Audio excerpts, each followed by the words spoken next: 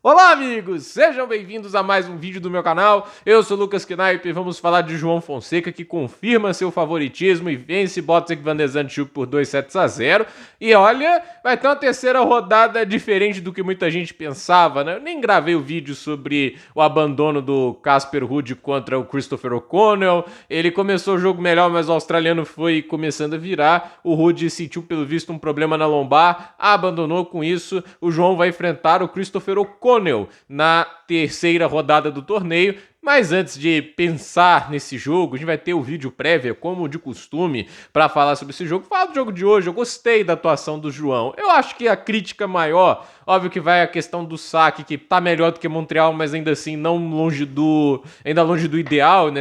Assim, eu não gosto de comparar o saque do Fonseca com o ideal, o que a gente viu lá em Montreal, etc, mas olha, por exemplo, que ele sacou em Basel. Tudo bem, cada torneio é diferente, bola, a abrasividade da quadradura também, né? A velocidade da quadra. Então, assim, não necessariamente vai ser tão fácil sacar como sacou em Basel no ano passado, mas ele tá sacando bem mais lento, ele ainda tá um pouco sem confiança. Realmente, assim, não tá tão em sintonia. Talvez mais partidas, mais jogos e ele consegue recuperar ali o tempo de bola e começa a sacar melhor, né? É o que alguns tenistas têm que se apoiar, que passando o torneio vai melhorar. E hoje eu gostei, que ele jogou muito bem no fundo de quadra, foi melhor do que o Van de Zandschulp, que não conseguiu achar muitas vezes uma saída, né? A melhor saída dele foi tentar ser um pouco mais aleatório, tipo, ir um pouquinho mais pra rede quando pudesse.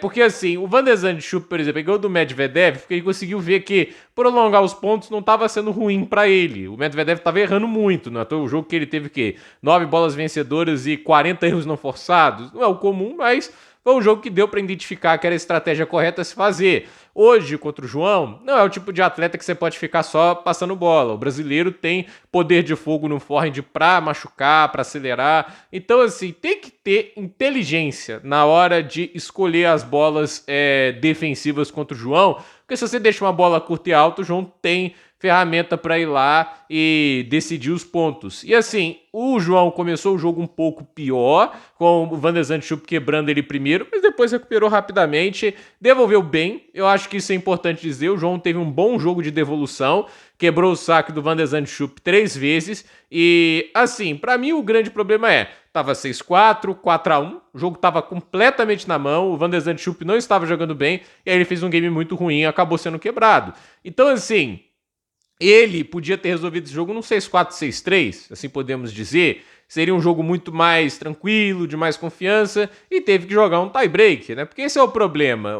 Você tá ganhando, dominando, mas o holandês é um tenista que, se você der uma chance dele respirar e voltar para a partida, ele consegue. Ele tem saque, ele tem seus recursos, e o jogo ficou perigoso ali em certo momento do final ali do segundo set. O Van de Zandschulp chegou a devolver a quebra, chegou a ameaçar ali, não chegou a ter um breakpoint de si, mas ameaçou o João, colocou pressão que, olhando para o que foi ali até metade do primeiro set, parecia completamente desnecessário, mas ele se virou bem e o tie-break que ele jogou beirou a perfeição. 7-2, é uma ótima parcial, é uma vitória para o João muito positiva para tentar aproveitar esse chaveamento que, assim, tipo, o Van de Zandschulp em estreia é difícil, mas convenhamos, ele não é o pior adversário do planeta para se enfrentar. Ele tem dias bons, mas também tem dias ruins. Eu acho que, assim, se o João jogasse seu melhor, ele vencia. Tipo, a gente fala que o Van de Zandschulp já ganhou de cabeças de chave anteriormente, como é o caso do Danil, etc.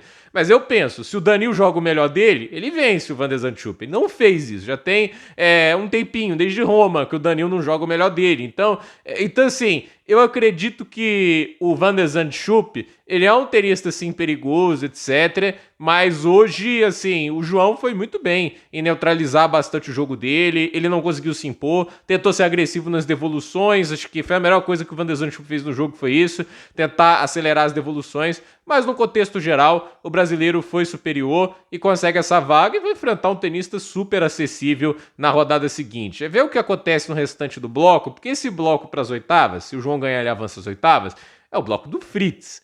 Aí é um buraco muito fundo, ainda mais se ele estiver no nível de Washington. Jogando igual o Washington, o Fritz é um tenista que entra muito favorito, mas A verdade é um jogo de cada vez, né? Tipo, antes de se preocupar com o Fritz, que ainda tem que passar pelo Mikkelsen, tem que passar os jogos dele, a gente tem que olhar pro próximo jogo. Eu vejo que o João, assim, não dá para subestimar totalmente o O'Connell, saca bem, ele é um jogador sólido, então, assim, ele não costuma cometer tantos erros. Então, assim, é um jogador que se você ficar oscilando muito, ele pode encher o saco. Mas o O'Connell, ele é um tenista que, assim, ele faz tudo certinho, mas nenhum recurso desse cara é excepcional, entende? Ele não tem um golpe, o que eu falo, o signature shot, né? Que todo tenista tem aquele golpe de confiança. Você olha pro O'Connell, é um tenista que tem ali um saque decente, tudo isso. Ele não tem um golpe muito frágil, mas também não tem um golpe que machuca muito. Então esse pra mim é o ponto do jogo. E a questão é, ele tem backhand de uma mão. É legal, eu sempre gosto de tenistas que batem backhand com uma mão. O backhand com uma mão, pra mim, é o meu golpe favorito do tênis. Mas, assim, ele não é o melhor expoente desse backhand, né?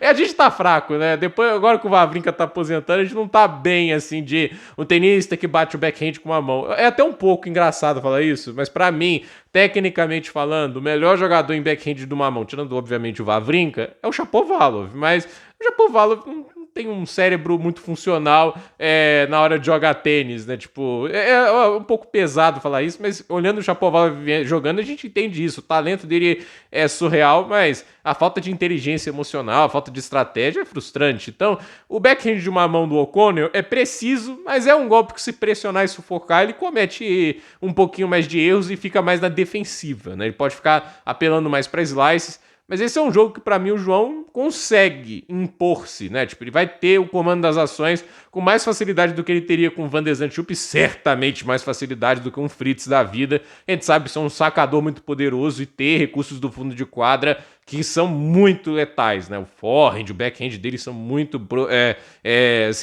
pesados, rápidos, precisos. Então, vamos ver o que acontece para a próxima rodada, mas é um bom resultado. E se o João vence o O'Connell, é mais 100 pontos no bolso. São pontos importantes para o ranking, boas campanhas que vão consolidando uma posição de, quem sabe, ele alcançar o top 20. Minha expectativa no início do ano era no top 15, mas para o top 15 acontecer, ele vai ter que surpreender algum grande nome, como ele fez lá em Roland Garros. Ainda precisa fazer algo dessa proporção para buscar esse top 15, porque nesse momento é um pouco difícil, né? O início de ano ruim, algumas eliminações precoces como as de Roma e até mesmo ali na gira de grama atrapalham. Mas a gente sabe, ainda tem ano pela frente e quadradura para mim, aonde o João joga o melhor tênis dele. Então vamos ver aí até onde ele consegue levar esse torneio de Cincinnati, mas é uma estreia boa. Não perde sets, joga bem, oscila ali no segundo set e coloca o set um pouco em risco, mas na hora da verdade consegue decidir muito bem a parcial. Então, gente, por esse vídeo é isso. Dúvida nos comentários, deixe seu like, se inscreva no canal, compartilhe esse vídeo, deixe aí a opinião de vocês. Gostaram do jogo do João? Estão confiantes para a próxima rodada? Vão secar o Taylor Fritz, já que ele está no bloco do João? Quero saber a opinião de vocês. Então, gente, por esse vídeo é isso. Até a próxima.